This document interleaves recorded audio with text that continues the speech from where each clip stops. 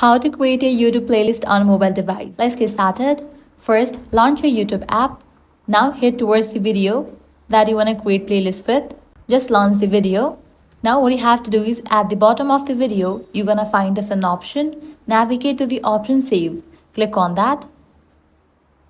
You're gonna get this kind of pop-up, save to recent playlist. If you wanna change it, click on change.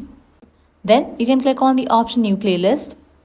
Now give a title to your playlist. Then you can customize the visibility of the playlist. You can set it to public, private or unlisted. Likewise, you can also enable or disable for the option collaborate. Now click on create. With that, the selected video will be added to the playlist that you have just created. Now where can you find it? For that, navigate to the You page. Now here you're gonna find this section of playlist. Under that, you're gonna find all the playlists that you have created. Head towards the playlist in which we have added the video. You can head back and click on the option create new playlist and you can create as many as playlists you want. So that's a wrap for this video. If this guide helped you out, do not forget to like, share and subscribe. Thanks for watching.